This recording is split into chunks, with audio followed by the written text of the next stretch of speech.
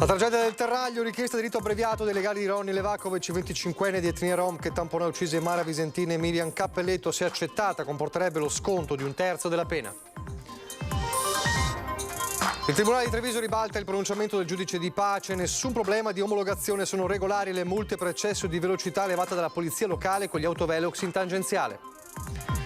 Confiscati dai conti correnti all'ex imprenditore trevigiano Luigi Compiano oltre 15 milioni di euro per l'evasione di tasse e imposte, ennesimo capitolo dell'inchiesta legata al crack della NES. Snam ha concluso con successo i test con l'utilizzo di idrogeno come combustibile per alimentare le turbine a gas dell'impianto di Strana, una sperimentazione prima del suo genere al mondo. A lungo si è lasciato abusivamente la rete elettrica per non pagare le bollette un 31enne nordafricano scoperto dai carabinieri a Cison di Valmarino. La prima riunione del Comitato del Nord, Umberto Bossi che parla di Lega senza identità, le ricadute nei territori, invocano compattezza il governatore Zaia a Milano per il Festival delle Regioni e il sindaco di Treviso. In Duomo a Treviso i funerali di Don Raffaele Codenni, il parroco di Mignagolo di Carbonera morto a 52 anni dopo una lunga malattia, il vescovo, lo vorremmo ancora qui. La rubrica Il tuo presepe, già tantissimi video arrivati in redazione, da stasera nei nostri telegiornali, le vostre creazioni delle natività.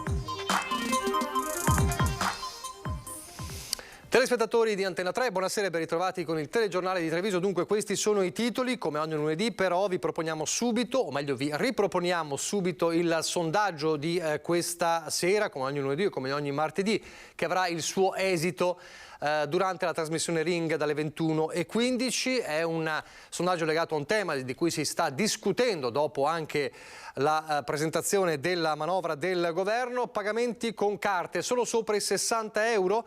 Se per voi la risposta è sì, è giusto che si paghi con il POS soltanto sopra i 60 euro. 0422 162 6691, se per voi invece no, non è giusto, 0422 162 6690. Come sempre l'esito lo dicevamo durante Ring, la chiamata è gratuita e non preoccupatevi se sentite il telefono occupato, perché il cervello elettronico registra la vostra decisione, la vostra scelta nel momento stesso in cui scegliete una delle due opzioni. È un tema di cui appunto si discute anche tra gli stessi commercianti e più tardi sentiremo anche il parere del presidente di Ascom Confcommercio Treviso. Prima però la cronaca giudiziaria ci riporta alle tragedie della strada, la tragedia del Terraglio, così è stata chiamata, quando il 25enne di etnia rom Ronny Levakovic tamponò e uccise 2 donne a Preganziole. Ebbene, adesso i legali hanno fatto richiesta, hanno deciso di chiedere il rito abbreviato. Il 24 marzo la BMW di Ronny Levakovic tamponò violentemente l'auto di Mara Visentin e Miriam Cappelletto, uccidendole entrambe. Il giovane 25enne di etnia rom fu accusato di duplice omicidio stradale aggravato dal fatto di essere stato trovato al volante con un tasso alcolemico oltre i limiti di legge. A distanza di 9 mesi da quella tragedia, il suo avvocato Francesco Murgia chiederà il rito abbreviato, richiesta che depositerà entro la fine di questa settimana. La logica di questa vicenda è nella considerazione che ogni elemento è stato preso in considerazione. Quando questo avviene e nulla di quanto potrebbe derivare da un'eventuale istruttoria dibattimentale può giovare alla definizione, credo che la logica sia nella direzione di una scelta di questo genere. Il 17 gennaio Ronny Levakovic sarà davanti al GUP Piera De Stefani per l'udienza preliminare, in cui chiederà di essere giudicato con rito alternativo. Questo gli consentirà, in caso di condanna, di beneficiare dello sconto di 1/3 della pena complessiva. Sulla tragedia avvenuta quel giorno lungo il Terraglio a Preganzioli, il 25enne ricorda poco, dice l'avvocato. Lui ha piano piano preso consapevolezza dell'enormità di quanto è avvenuto. È sicuramente molto addolorato, ma è ancora una persona fisicamente molto provata. Gli effetti, le conseguenze di quel sinistro sono ancora molto forti su di lui, sia da un punto di vista fisico che da un punto di vista emotivo. Ha difficoltà a ricordare e non ha la possibilità di ricostruire gli avvenimenti. Non è in grado di contribuire al chiarimento dei fatti, conclude l'avvocato Murgia. È consapevole dell'enorme tragedia che ha provocato, ma non ricorda il momento in cui l'impatto è avvenuto. Credo che sia un meccanismo psicologico abbastanza noto, si chiama rimozione, ma che in questo momento ancora perdura nella sua mente. Non è un atteggiamento processuale perché vi è poco da negare, nel senso che è evidente la dinamica, è assolutamente pacifica la consecuzione degli avvenimenti, È altrettanto chiaro che però nella valutazione di responsabilità dovranno essere posti in luce tutti gli avvenimenti e tutte le circostanze. Intanto sul fronte sicurezza stradale, sul fronte multe, il Tribunale di Treviso, invertendo un pronunciamento dello scorso ottobre, lo ricorderete, del giudice di pace di Treviso, ha valutato regolari le multe per eccesso di velocità elevata dalla polizia locale di Treviso sulla base delle evidenze fornite dagli autovelox collocati lungo la tangenziale di Treviso. Lo ha comunicato oggi la stessa amministrazione comunale, che aveva reagito, lo ricorderete, alle archiviazioni di verbali di contravvenzione decretate dal giudice di pace, al quale aveva fatto ricorso un automobilista a causa della presunta mancanza di un certificato di omologazione. Le strumentazioni invece, come sostenuto dall'avvocatura del comune, per il tribunale ordinario sono regolari, dunque non c'è un problema di omologazione e per questo le multe che sono state appunto elevate sono regolari. Ancora la cronaca, confiscati dai conti correnti all'ex imprenditore trevigiano Luigi Compiano oltre 15 milioni di euro per l'evasione di tasse e imposte. È l'ennesimo capitolo dell'inchiesta legata al crack della NES. Dopo il sequestro lo scorso luglio della villa di via Ugo Bassi da 1.200.000 euro, il nucleo di polizia economico-finanziaria della Guardia di Finanza di Treviso ha eseguito la confisca di oltre 15 milioni di euro sui conti correnti di Luigi Compiano, l'ormai ex imprenditore trevigiano condannato per il crack della Nord-Est Service, una rovinosa bancarotta venuta a galla insieme al patrimonio di auto, moto, imbarcazioni che Compiano aveva comprato distraendo milioni di euro dalle casse del gruppo, leader nella vigilanza privata. Rigettato il ricorso in Cassazione con cui i legali dell'ex patron della NES miravano al trattamento sanzionatorio più morbido, le Fiamme Gialle hanno dato esecuzione alla sentenza della Corte d'Appello legata al recupero di tasse e imposte mai pagate. Oltre ad aver compiuto tutta una serie di illeciti, aveva anche dal punto di vista tributario fatto delle irregolarità e dei veri e propri reati tributari, perché non aveva versato milioni di euro di imposte ritenute. Un importo di evasione molto importante e rilevante. La condanna in via definitiva per l'omesso versamento delle imposte non è che l'ultimo capitolo in ordine di tempo dell'inchiesta avviata nel 2011 dalla Procura di Treviso nei confronti di Compiano. Un'indagine dai numeri eclatanti, emersi via via che gli approfondimenti proseguivano, così come eclatante è l'evasione fiscale rispetto alla quale ora lo Stato si rivale. Già da diversi anni la Guardia di Finanza si sta concentrando sulle grandi evasioni. Noi cerchiamo di operare in maniera chirurgica su coloro che inquinano il mercato, come dire, sugli imprenditori che non sono onesti e che quindi hanno un vantaggio competitivo rispetto agli imprenditori che invece versano tutte le tasse. Un cadavere affiorato nel pomeriggio dal canale Enel di Susegan. L'identificazione del corpo è ancora in corso. I carabinieri stanno verificando se si possa trattare di un anziano di 81 anni di Cordignano, la cui scomparsa è stata denunciata alla locale stazione dei carabinieri proprio di Cordignano. Giovanni Tonon, questo è il suo nome, di corporatura piccola, capelli grigi, si è allontanato nel pomeriggio di ieri dalla sua abitazione di residenza a bordo di una autovettura, una Skoda Octavia. Si teme che possa essere la stessa persona ritrovata nel canale Enel di Susegan. Si stanno facendo gli accertamenti del caso. La speranza è appunto che si tratti di due situazioni, di due eventi diversi. Vedremo ulteriori aggiornamenti se ci sono nel corso del telegiornale. Per un attimo lasciamo la cronaca per parlare di energia e di innovazione, perché Snam, il principale operatore europeo nel trasporto e nello stoccaggio di gas naturale, ha concluso oggi con successo una serie di test che prevedono l'utilizzo di idrogeno come combustibile per alimentare le turbine a gas dell'impianto di compressione del gas naturale di Istrana. Lo ha comunicato la società, che definisce questa sperimentazione prima del suo genere al mondo. Il test, spiega Snam, ha dimostrato la compatibilità delle varie componenti dell'impianto con l'impiego di una miscela di idrogeno al 10% con il gas naturale. L'impianto Snam di Istrana è una delle 13 stazioni di compressione posizionate lungo la rete di trasporto nazionale di gas naturale, la prima a livello nazionale in cui è stata installata una turbina in grado di funzionare a idrogeno. Quindi un primo test probante al mondo con l'utilizzo di idrogeno, quindi seguiranno altri test, ma questo è già sicuramente un capitolo importante che è avvenuto proprio a Istrana. L'energia spesso entra anche nella cronaca, l'abbiamo raccontato anche di situazioni illegali per cercare di non pagare la corrente, come il caso del 31enne nordafricano scoperto dai carabinieri a Cisone di Valmarino. Si era allacciato abusivamente alla rete elettrica, scoperto, ha anche reagito, è stato arrestato per questo dai carabinieri. Un cavo elettrico e dei morsetti, il gioco è fatto. Un 31enne nordafricano ha allacciato abusivamente la linea elettrica della sua abitazione a quella di proprietà della società di erogazione. Così non avrebbe dovuto pagare le bollette. Ma l'uomo, residente a Cisone di Valmarino, è stato scoperto dai carabinieri. Quando i militari si sono presentati alla sua porta, ha opposto resistenza, aggredendo i militari con minacce ed ingiurie. Per lo straniero, indagato per furto di energia elettrica e danneggiamento aggravato, è scattato così l'arresto per violenza, resistenza e oltraggio a pubblico ufficiale. Non sussistendo ulteriori esigenze cautelari, è stato poi rimesso in libertà in attesa del proseguo della vicenda penale. L'intervento dei carabinieri ha consentito di scongiurare peraltro conseguenze ben più gravi derivanti dalla compromissione della rete, quali un possibile incendio per la presenza di cavi scoperti. Ulteriori verifiche ovviamente sono in corso per accertare da quanto tempo l'allaccio abusivo era in atto. Controlli dei carabinieri del NAS anche in Veneto e anche nella Marca nell'operazione di controllo in case di riposo e ospedali in tutta Italia. Nel Veneto i carabinieri sono presentati in 34 strutture tra Treviso, Belluno e Venezia, 18 nella Marca, dove sono state registrate 3 irregolarità, 2 riguardavano le inadeguatezze igienico-strutturali.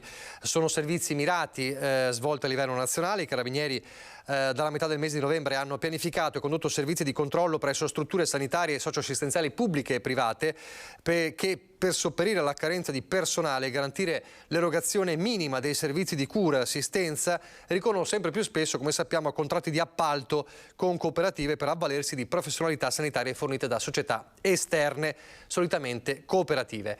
A livello nazionale segnalate 205 persone, di cui 83 all'autorità giudiziaria e 122 all'autorità amministrativa. Il bilancio nel Veneto è, per bocca degli stessi militari del NAS, confortante rispetto a quanto invece riscontrato in altre realtà nazionali. Adesso la politica scuote il carroccio, non solo in Veneto, la prima riunione del Comitato del Nord, la creatura voluta da Umberto Bossi, che parla di una Lega senza identità. C'è ovviamente una ricaduta nei territori per questa situazione e dal governatore Luca Zaia a Milano per il Festival delle Regioni e anche dal sindaco di Treviso Mario Conte arriva un appello all'unità e non alla spaccatura. Sentiamo. Credo che sia nato con la volontà di aprire una discussione all'interno del partito e non certo di romperlo, e quindi l'appello che faccio è quello del dialogo, del confronto, per non buttare via un patrimonio, soprattutto quello elettorale, che ha fatto della Lega il partito e il movimento più vicino alle esigenze della gente. Sì al dialogo, al confronto interno al partito, purché non sfoci in una frattura. Così il sindaco di Treviso Mario Conte sull'incontro del Comitato del Nord di Umberto Bossi, a cui hanno preso parte anche esponenti storici della Liga Veneta come l'europarlamentare Gian Antonio D'Arè e l'ex senatore Giampaolo Vallardi, lì secondo Conte più per curiosità che per aperta adesione al progetto. Se in questo momento stiamo vivendo una fase di calo dei consensi, dobbiamo rivedere probabilmente le tematiche, in alcuni casi anche le persone che interpretano le segreterie, però io credo che attraverso il dialogo e il confronto si possa recuperare tutto, perché le spaccature non portano mai a dei buoni risultati. Identico concetto nelle parole del presidente del Veneto Luca Zaia a Milano per il Festival delle Regioni. Noi in questa fase abbiamo bisogno di unità e non di divisioni. Dopodiché la Lega è un grande partito, è inevitabile che ci siano estrazioni sociali, culturali e anche ideologiche diverse, perché poi la Lega ha raccolto veramente molte persone. Come diceva Bossi, da soli si fa prima, ma assieme si fa molta più strada. Per me esiste la Lega, punto e basta. Festival delle Regioni in cui ha tenuto banco il tema dell'autonomia col ministro per gli affari regionali Roberto Calderoli, che ha dettato una tempistica, una ricognizione di 6 mesi da parte della cabina di regia sull'attività dello Stato e delle Regioni. Poi inizieranno a uscire LEP, costi e fabbisogni standard. Avevo messo provocatoriamente una bozza sul tavolo, ha concluso, se no non si sarebbe mai partiti. Il potere alle Regioni non è solo un capriccio politico, secondo il leader del carroccio Matteo Salvini, tanto che sul tema arriva l'ok del presidente della Campania Vincenzo De Luca, ormai d'accordo su tutto con Zaia, scherzano i cronisti. Quasi su tutto, tranne che sulla gastronomia, perché lui... Vi ricordo che la pizza napoletana l'ha fatta Luca Zai STG a livello comunitario. Dai, meditela via. Vi devo dire che... Vabbè, quando siamo andati al Festival di Venezia non siamo riusciti a trovare un po' di fegato alla veneziana. No, sei andato nei posti sbagliati. Dice che d'estate non... Sarei andato alla bella Napoli a mangiare fegato alla veneziana. Prima di continuare con la politica, un aggiornamento di cronaca che viene da Maser con un pedone investito in via Cornuda. Si tratterebbe di un ferito grave portato in gravi condizioni all'ospedale di Treviso, un uomo di circa 70 anni che è stato appunto investito da un'auto a Maser poco fa, insomma, in paese, e dunque portato in gravi condizioni con l'elisoccorso all'ospedale di Treviso. Restiamo però sulla politica, così abbiamo sentito la Lega. Il Partito Democratico regionale intanto dice la legge di bilancio così come è stata redatta non va bene e propone un pacchetto di emendamenti alla legge di bilancio, perché il partito dice si è fatto con questa legge di bilancio c'è troppo poco soprattutto per criticità importanti come il caro bollette. Allora un pacchetto di proposte per 200 milioni di euro. Un salvagente da 200 milioni di euro a sostegno dei cittadini veneti. Il gruppo regionale del Partito Democratico lancia la manovra di salvataggio proponendo una serie di emendamenti alla legge di bilancio regionale. Gli assi portanti su cui fondano le richieste dei consiglieri regionali Dem sono sociale e sociosanitario e welfare per i giovani. Il capitolo più consistente riguarda il sostegno alle famiglie contro il caro bollette con la creazione di un fondo di 50 milioni. Rischiamo di avere almeno un 10% dei cittadini del Veneto che passeranno l'inverno al freddo perché non hanno i soldi per riscaldare casa. È una questione di qualità della vita, ma anche una questione sociale, sanitaria, e pertanto se in questo bilancio abbiamo trovato 85 milioni per una pista da bob per le Olimpiadi di Cortina, abbiamo trovato 55 milioni per coprire il buco della Superstrada Pedemontana Veneta, tanto a maggior ragione dobbiamo trovare invece i soldi per aiutare i veneti in difficoltà. Sul fronte della sanità, la proposta per fronteggiare la carenza di medici di famiglia di 10 milioni per l'integrazione dell'indennità annua di collaboratore di studio. Per evitare che succeda serve aiutare i medici di base dando loro personale amministrativo che si occupi della parte burocratica, che faccia fare ai medici i medici, in modo tale che la parte burocratica sia fatta invece da personale di segreteria. Per far questo chiediamo alla Giunta di mettere 10 milioni di euro indirizzati solo qui, nel fatto di assumere personale amministrativo che svolga la parte burocratica. Un pacchetto importante di misure riguarda il welfare, come gli aiuti alle famiglie per il pagamento delle rette dei servizi per l'infanzia e dei centri estivi, misure per la non autosufficienza e diritto allo studio con un fondo per coprire tutte le borse di studio universitarie. Da sempre lo stanziamento che la Regione fa per le risorse indicate sulle borse di studio non è in grado di coprire le richieste. Facciamo un emendamento in cui chiediamo alla Regione del Veneto sostanzialmente di mettersi al pari di tutte le altre regioni con poli universitari prestigiosi e chiediamo di mettere appunto le risorse che servono per essere in grado di erogare agli studenti idonei e beneficiari ciò che è un loro diritto. E infine il trasporto pubblico locale. Chiediamo 15 milioni per far sì che gli studenti under 14 abbiano la gratuiticità nell'utilizzo dei mezzi di trasporto e studenti e lavoratori under 19 abbiano anche loro, in base all'ISEE che non superi i 30.000 euro l'anno, il trasporto pubblico a titolo gratuito. A proposito di milioni di euro, 16 milioni sono in arrivo per l'area vasta di Treviso. La Regione infatti ha approvato il riparto delle risorse finanziarie per le aree urbane del Veneto, assegnando al territorio dell'area urbana di Treviso, quella che oltre al capoluogo comprende Carbonera, Casier, Paese, Ponzano, Preganziol, Quinto di Treviso, Silea e Villorba, da quasi 200.000 abitanti, appunto 16 milioni. La fetta principale, 5 milioni e mezzo, sarà destinata alla mobilità urbana sostenibile, 3 milioni e 400.000 euro all'inclusione abitativa, viva, 3 milioni per le infrastrutture verdi, 2.370.000 per la rigenerazione urbana e così via. 11 le aree urbane regionali, tra cui al quarto posto proprio quella di Treviso, lo ricordo, il capoluogo, più altri 8 comuni. I comuni interessati ora dovranno identificare i progetti e gli interventi da mettere in atto utilizzando il finanziamento ricevuto. Ricordo, i comuni sono, oltre a Treviso, Carbonera, Casier, Paese, Ponzano, Preganziol, Quinto di Treviso, Silea e Villorba, l'area vasta di Treviso. E poi ci sono le criticità legate anche al POS. Allora, rivediamo il sondaggio che abbiamo lanciato nei nostri telegiornali. Vi stiamo chiedendo se pagamenti con le carte solo sopra i 60 euro, sì 0422 162 6691, no 0422 162 6690. Lo dicevamo, è un dibattito che divide anche gli stessi esercenti. Sentiamo il presidente di Ascom Confcommercio Treviso, Capraro. I commercianti sono divisi perché hanno un problema. Il problema è il costo delle commissioni. Noi italiani abbiamo l'abitudine all'uso del contante, un'abitudine che all'estero non c'è più. La tendenza è anche qui in Italia si vada in quella direzione, anche per pagamenti di importi minimi, tutto viene così tracciato, diventa poi una comodità.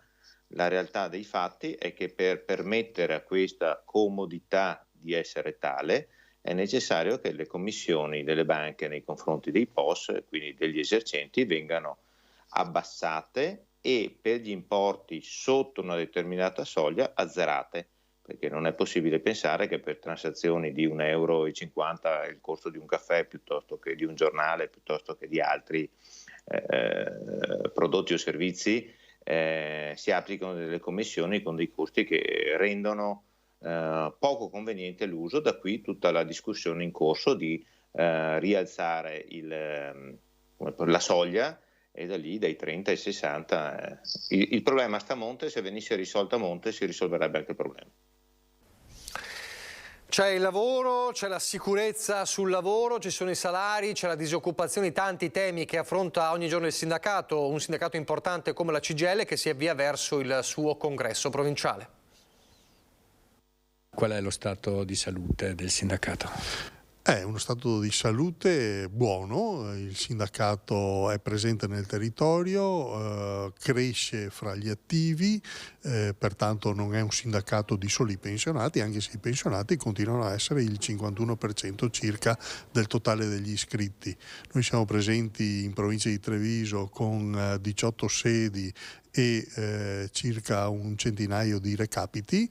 Con i suoi 80.000 iscritti la CGIL trevigiana si appresta ad andare a congresso. Il sindacato registra negli ultimi anni un trend di crescita tra gli attivi, ovvero lavoratori e lavoratrici, oggi a quota 37.000. Da domani iniziano le 12 assise congressuali di categoria. Nel mese di gennaio si insiederà la nuova assemblea generale per rinnovare gli organismi direzionali per quello che è il 7° congresso della Confederazione Provinciale.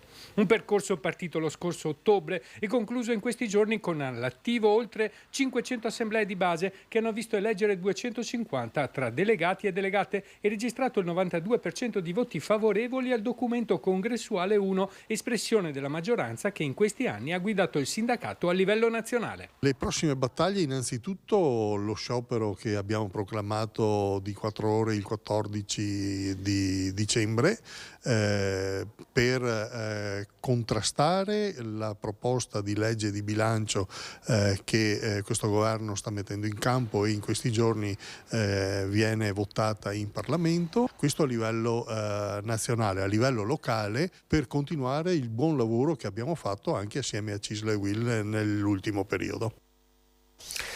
Pochi istanti di pubblicità, poi vi racconteremo l'ultimo saluto a Don Raffaele, il parroco di Mignagola, spentosi a soli 52 anni per un tumore.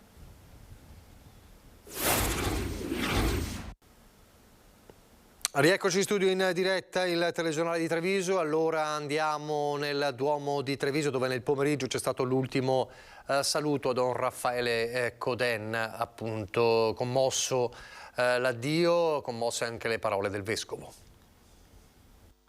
Tanti fedeli, amici e sacerdoti si sono ritrovati nel Duomo di Treviso per dare l'addio a Don Raffaele Coden, parroco di Mignagola. amministratore della comunità di San Giacomo di Musestrelle e coordinatore pastorale di Carbonera. Scomparso a 52 anni dopo una lunga malattia, un tumore contro cui stava combattendo da quasi un anno. A celebrare il funerale nella cattedrale di Treviso il vescovo Michele Tomasi. E la morte di Don Raffaele ci lascia senza respiro, senza parole, un po' smarriti, sicuramente un po' più soli. È grande il dolore del suo papà, della sorella, dei nipoti.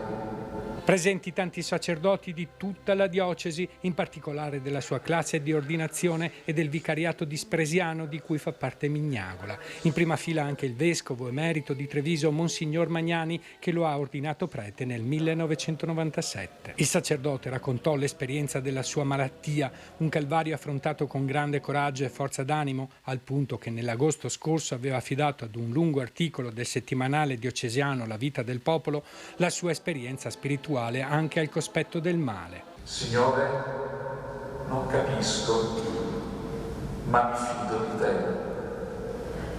Aveva scritto Don Raffaele nel suo racconto pubblicato sulla Vita del Popolo. Sul feretro l'Evangeliario, il libro che contiene i 4 Vangeli e la sua stola. La salma a terra, rivolta con le spalle all'altare, come se Don Raffaele celebrasse la sua ultima messa. Lo vorremmo ancora qui con noi, Don Raffaele. Io lo vorrei qui, e lo so, lo vorremmo tutti. Poi il vescovo non ha saputo trattenere la commozione. Se lasceremo anche nel pianto aperta la porta del cuore al soffio della fiducia. E sì, davvero in Cristo risorto, della speranza.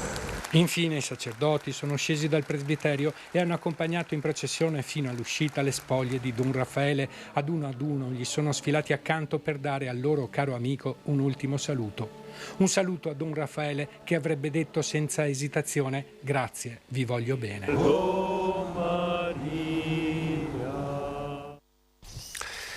Cambiamo argomento, il tema delle migrazioni in un concorso per gli studenti delle scuole superiori della Marca. Il titolo è emblematico, Vite in valigia.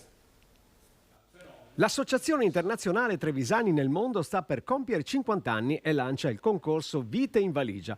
Possono prendere parte ragazze e ragazzi dai 15 anni in su, singolarmente o con la loro classe, su temi che hanno portato a scegliere gli altri paesi rispetto a quello di origine, stimolando l'interesse degli studenti con riflessioni sull'argomento immigrazione che ha caratterizzato un secolo della storia italiana. Riteniamo comunque che sia importantissimo per i nostri giovani conoscere questo periodo, questo fenomeno.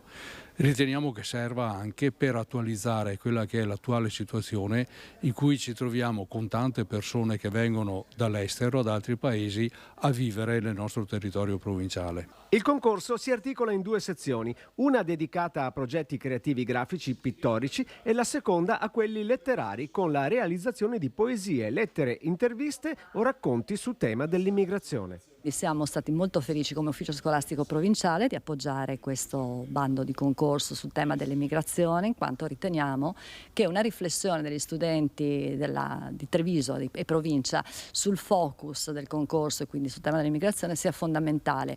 Uno, perché abbiano delle conoscenze più approfondite sul tema rispetto a quanto viene dato generalmente dai manuali. E 2, per potenziare delle reali competenze di cittadinanza responsabile e attiva. Adesso andiamo nel Bellunese.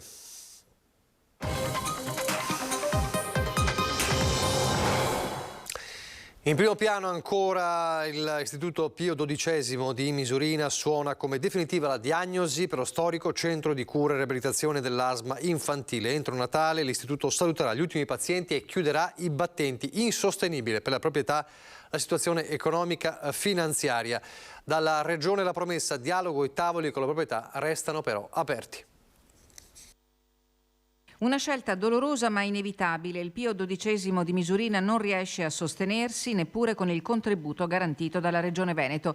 A fine anno, presumibilmente anche prima di Natale, il rinomato centro di diagnosi e cura dell'asma infantile, unicum in Italia e riconosciuto a livello internazionale, si inchinerà ai piedi delle Dolomiti. Il dato è quello che non arrivano bambini, non arrivano pazienti.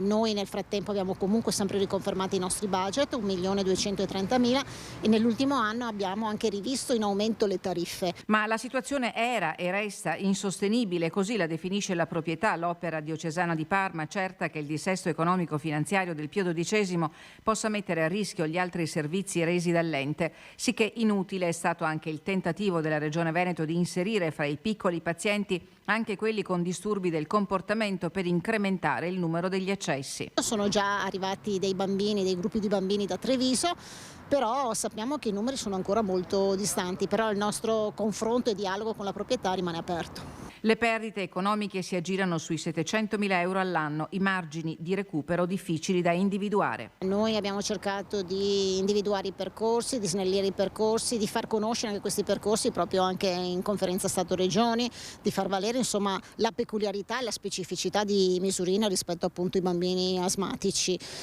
Dopodiché speriamo che effettivamente venga riconosciuto insomma questo presidio, che è un presidio sicuramente di eccellenza. I dipendenti del Pio XII saranno trasferiti nelle altre strutture dell'Opera Diocesana di Parma. In una nota pubblicata sul sito del centro, il presidente Roberto Arduini e la direttrice sanitaria Annalisa Cogo fanno sapere che oltre ad una lunga degenza, ad oggi sono ricoverati una decina di pazienti. Alcuni di loro sono già stati dimessi, altri sono arrivati per la terapia. Si continuerà così fino al 24 dicembre. Il Pio XII chiude, ma col desiderio di valorizzare e di mettere ancora in campo l'unicità dell'esperienza del centro nel panorama nazionale. E poi c'è l'influenza. Proprio in queste ore il virologo Maurizio Pregliasco, tante volte ospite anche nelle nostre prime edizioni, ha detto a proposito dell'influenza in tutta Italia: l'influenza australiana, che è già arrivata, renderà la stagione molto tosta, farà dei morti come sempre, e il range delle persone che vengono a mancare per l'influenza vanno dai 5.000 ai 20.000. Il picco, ha detto il virologo professore dell'Università Statale di Milano, sarà nel periodo natalizio, quando si arriverà a livello nazionale a 150.000 casi giornalieri. Il picco a Natale, ridosso il Natale, è la stessa previsione dell'ULS 1 Dolomiti, è per questo che arriva l'appello agli over 65, alle categorie fragili: usate questa settimana per fare la vaccinazione. Le belle giornate che hanno riscaldato il clima anche in montagna fino a metà novembre hanno rallentato l'evoluzione epidemica dell'influenza stagionale, ma il freddo di queste ultime settimane ha complicato la situazione. Sono in migliaia i bellunesi costretti a letto da febbre, mal di gola e dolori muscolari. Il picco dell'influenza è atteso a ridosso di Natale. Dal Dipartimento di Prevenzione dell'ULS 1 arriva un appello. L'appello a tutte le persone con 65 e più anni e con le persone in condizioni di fragilità anche più giovani è di eseguire la vaccinazione antinfluenzale. La raccomandazione è molto forte per gli over 65, per i soggetti fragili con patologie pregresse e per i bambini. L'incidenza dell'influenza nei piccoli è effettivamente molto significativa, 3 volte tanto quella della popolazione generale. In generale i bambini, salvo alcune condizioni particolari, un po' come gli adulti in buona salute, riescono a passare l'influenza senza particolari problemi. Il tasso di vaccinazione contro l'influenza non è eccellente in Veneto. Contrariamente alle campagne degli anni scorsi, l'adesione si aggira attorno al 30-40%. La vaccinazione non annulla il rischio di ammalarsi di influenza, ma evita i casi gravi. Sul fronte Covid la situazione è stazionaria: 1.230 gli attualmente positivi in provincia di Belluno, con 34 ricoverati fra il San Martino e il Santa Maria del Prato, 4 i degenti all'ospedale di comunità del capoluogo. E l'incidenza è sempre rimasta al di sopra della soglia epidemica. Questo raccomanda per tutte le persone per le quali il rischio di malattia grave e di morte rimane significativo, che hanno già eseguito la terza dose, ma quasi tutti l'hanno fatto, di eseguire la quarta dose. Notizia importante che è arrivata nelle ultime ore, che riguarda la viabilità e le opere, perché dopo anni di attesa è arrivato dall'ANAS il via libera alla realizzazione delle attese varianti di Valle di Cadore, Tai e San Vito. Il 7 dicembre, mercoledì, i bandi di gara, uno per ogni intervento, saranno pubblicati in Gazzetta Ufficiale. L'importo complessivo dei lavori è di oltre 250 milioni di euro. L'obiettivo è quello di completare gli interventi entro il dicembre del 2025. La cronaca invece ci porta sulla strada regionale 348 Feltrina, chiusa per quasi 4 ore oggi a causa di un mezzo pesante che all'altezza della curva di Anzù, probabilmente in seguito a una sbandata, come vediamo nelle immagini, si è messo di traverso restando incastrato nei guardrail. L'incidente è accaduto alle 11 e ha costretto il blocco della circolazione tra Feltre e la rotonda di Quero in entrambe le direzioni, con deviazioni sulla provinciale della sinistra Piave. I vigili del fuoco sono intervenuti con il personale della partenza di Feltre e del comando provinciale di Belluno con un'autogru. Il tir è stato rimesso in carreggiata attorno alle 14:30. Subito dopo sono stati tolti i divieti e la circolazione è ripresa normalmente. A Belluno adesso con la Camera di Commercio che stamane ha premiato gli studenti vincitori del concorso Circolarmente. C'è chi con i rotoli interni della carta da cucina ha realizzato un ecocalendario, chi una lampada di design usando pino cembro degli schianti di vaia. Creatività, attenzione, ricerca dei dettagli nei lavori eseguiti dalle scuole bellunesi vincitrici del concorso bandito dalla Camera di Commercio sull'economia circolare. È uno dei progetti che abbiamo messo in cantiere con le scuole per far capire ai giovani il valore del riciclo, che da un prodotto usato, anziché buttarlo via, possa essere rigenerato con nuove produzioni. I bambini delle primarie di Vallada Gordina e di Belluno, gli alunni della media Ricci del capoluogo e gli studenti dell'artistico di Cortina e del comprensivo Berton di Pedavena questa mattina hanno ritirato il premio per un totale di 8.000 euro. La terra non ha risorse infinite, bisogna iniziare da piccoli ad alimentare la sensibilità sul riciclo e l'economia circolare, ha detto il presidente Mario Pozza. Un riscontro molto positivo, innanzitutto perché sviluppiamo la creatività. Sappiamo che il nostro paese, il Made in Italy, è uno dei valori aggiunti e soprattutto quello che ci invidiano, e quindi far sviluppare i giovani in questo senso è positivo. Oggi non abbiamo qui tutto quello che hanno prodotto, perché ovviamente c'è anche una certa dimensione, però direi che siamo rimasti molto soddisfatti. I video degli elaborati vincitori e non saranno pubblicati nella playlist del canale YouTube della Camera di Commercio. In chiusura del nostro telegiornale di Treviso e Belluno, vi ricordo l'iniziativa, la nostra rubrica Il tuo presepe, voi telespettatori che potrete raccontare con le immagini la vostra creazione. Manderemo in onda i video che ci invierete su WhatsApp al numero che vedete in sovraimpressione, lo lasciamo un attimo fuori così che avete il tempo di registrarvelo, 351 175 5340. Ci raccomandiamo come sempre che i filmati siano della durata di almeno 20 secondi e le riprese, mi raccomando, fatte in orizzontale. Specificate nel vostro messaggio sempre il vostro nome e cognome e il vostro comune di residenza. Potete anche, se volete, registrare i vostri auguri e la descrizione del vostro presepe. Abbiamo lanciato sabato la rubrica e allora sono già arrivate tantissimi messaggi, tantissimi video. Come sempre dovete aver pazienza, li faremo vedere tutti ogni giorno. Allora iniziamo proprio da stasera la carrellata delle prime natività, delle vostre natività, con le creazioni di Fabrizio da Silea, Giancarlo Spironello da Treviso, Luigi Urdic da Postioma, la famiglia Ogniben di Vedelago e Sebastiano Marchese sempre di Vedelago. Vediamo.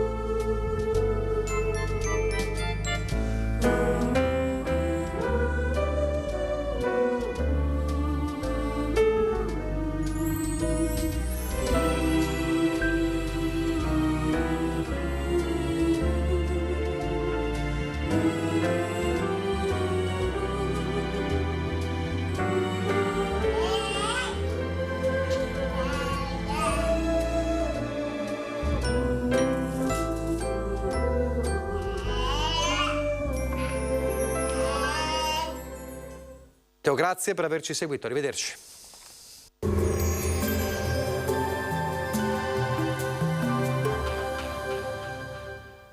Società Agricola Torresan. Dai nostri animali nati e allevati nel cuore del Montello, solo carne e salumi genuini. Bentrovati al meteo. Aumenta temporaneamente la pressione sul nostro territorio, dunque torna il bel tempo. Vediamo insieme il dettaglio di martedì 6 dicembre. Sul Veneto la giornata trascorrerà con un tempo asciutto, cielo da sereno a poco nuvoloso, ma con varie riduzioni della visibilità in pianura e nelle valli durante le ore più fredde, in parziale sollevamento soprattutto sulle zone centro-settentrionali della regione. Temperature in lieve calo, minime tra lo 0 e i 4 gradi, massime invece comprese tra 7 e 8 gradi all'incirca. Spostiamoci ora sul Friuli Venezia Giulia. Al mattino avremo una nuvolosità più consistente, specie su pianura e costa, con locali foschie. A seguire sarà via via più sereno.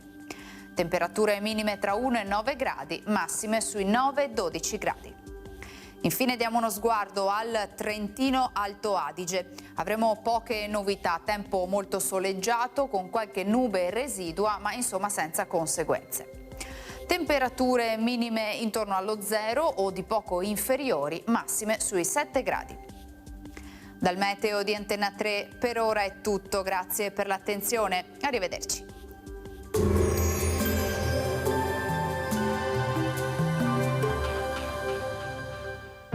Società Agricola Torresan. Dai nostri animali nati e allevati nel cuore del Montello, solo carne e salumi genuini.